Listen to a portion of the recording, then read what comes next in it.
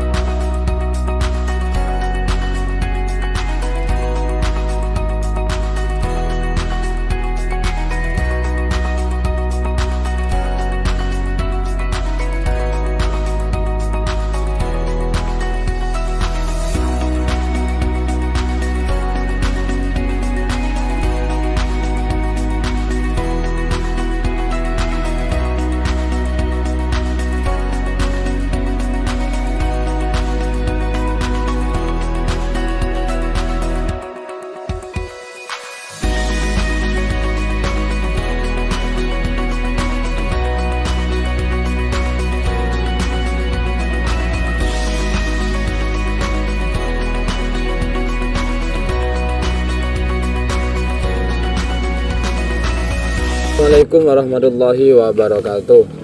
Kembali lagi dengan channel Kang Semar, yang mana pada konten kali ini saya akan membahas tentang perbedaan ikan lele dan ikan nila.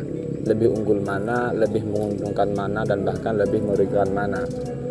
Baik dari segi kolam dan air, ini lebih unggul lele. Karena apa? Lele cenderung tidak memilah-milih masalah kolam atau air.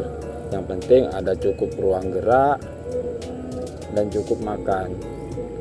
Berbeda halnya dengan ikan nila. Ikan nila airnya harus selalu mengalir. Bahkan para pembudidaya ini sering memberi alat bantu berupa radiator untuk dapat memenuhi kebutuhan oksigen yang ada di air di kolam tersebut, sehingga kolam ini cukup terpenuhi oleh oksigen. Berbeda halnya dengan ikan lele. Kalau ikan lele, air keruh, air kotor, bahkan air tercemar pun ini lele masih bisa bertahan hidup.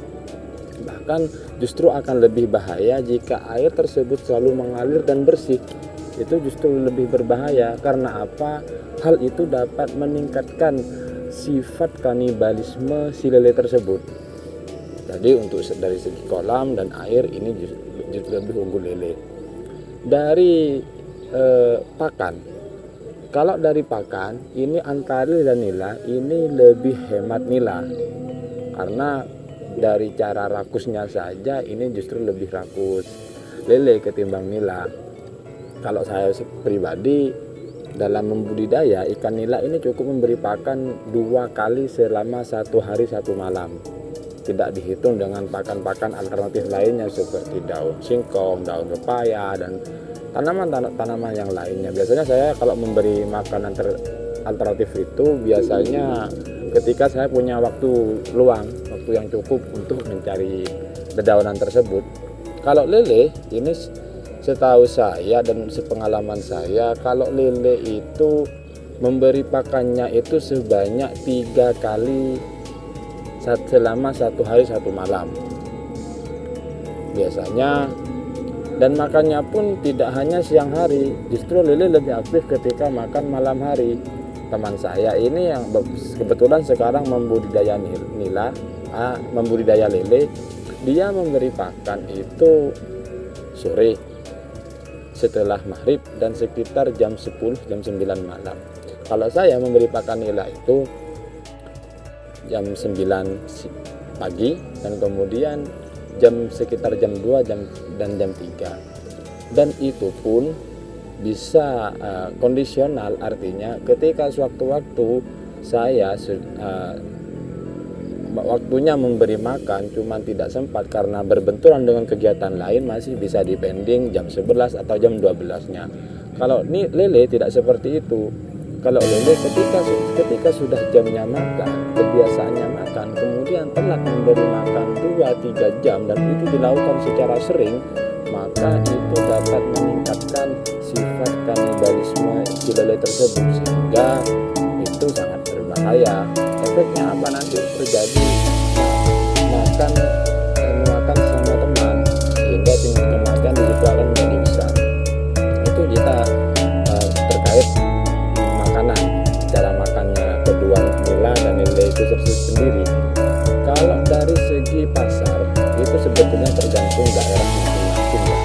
lele dan nila ini merupakan ikan yang sudah umum familiar di masyarakat, apalagi mengingat kedua ikan ini kaya akan olahan, bisa bervariasi olahannya mulai dari olahan kering sampai olahan basah.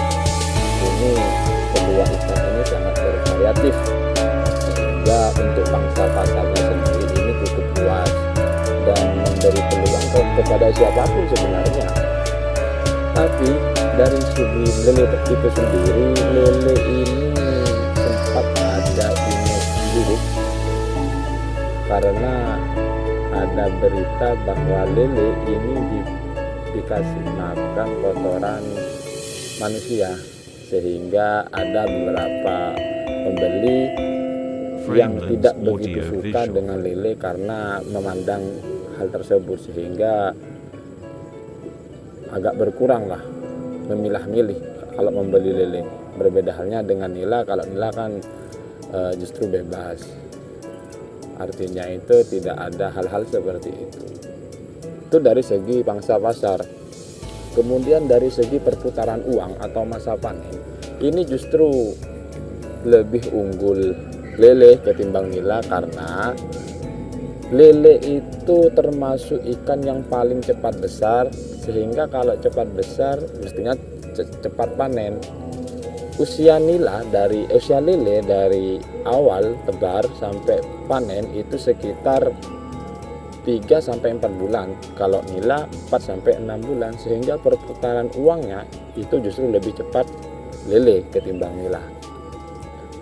Dan kuncinya dari ketika teman-teman mau memilih antara salah satu dari keduanya, ini kuncinya bisa sama-sama menguntungkan, bisa sama-sama merugikan. Kuncinya adalah tekuni dan pelajari.